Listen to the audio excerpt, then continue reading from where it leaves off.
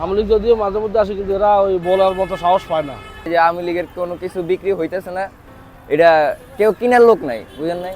কোথাও নেই আওয়ামী লীগ ও অঙ্গ সংগঠনগুলোর ব্যানার ও লোগো।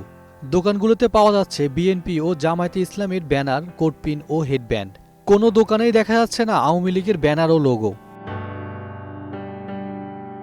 আপনার বিএনপি, জামায়াত, তারপরে আপনার ওই যে খেলাফত মজলিস, ছাত্র শিবির সবই বিক্রি হয়, ঠিক আছে? এগুলো এখন ওই যে আপনার সবাই আসে, তো আসে নিয়ে যায়।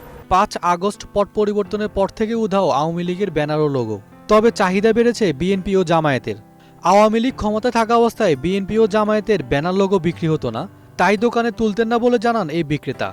আগে তো তখন তো তারা ক্ষমতায় ছিল না, আর তাগত কোনো আপনার ছিল না। বিএনপি কোন জামাত কোন তারা তো আপনার এরকম প্রোগ্রাম মিছিল মিটিং করতো না, যার কারণে ওটা বিক্রি হইতো না, যার কারণে আমরাও কিনতাম না টাকা খরচ করে। এই বিক্রেতা আরও জানান, আওয়ামী লীগের ব্যানার ও লোগো কেনার কোনো লোক নেই, কেনার জন্য কেউ আসেও না। এটা কেউ কিনার লোক নাই, বুঝেন নাই?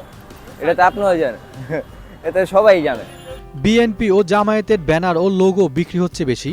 মাঝে মধ্যে আওয়ামী লীগের লোকেরা এসে চলে যায়, বলার সাহস পায় না বলে জানান আরেকজন বিক্রেতা। এখন বেশিরভাগ বিএনপি জমাতে নিচ্ছে, আওয়ামী লীগকে আসে না। কিন্তু আওয়ামী লীগ যদিও মাঝে মধ্যে আসে, কিন্তু এরা ওই বলার মতো সাহস পায় না। এরা না বলিয়ে চলে যায়, মানে অনেক সময় দেখে সাইডে চলে যায়, দেখে যে আওয়ামী লীগ কিছু নাই, এই কারণে এরা চলে যায়।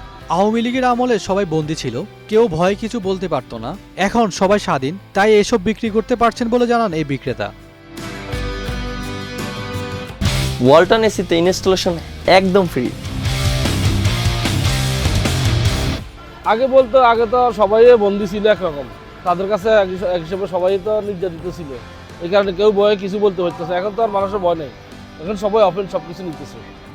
এখন বিএনপি নিতেছে, জামাতে নিতেছে বেশিরভাগে, এখন আওয়ামী লীগ আসে না এখন আর।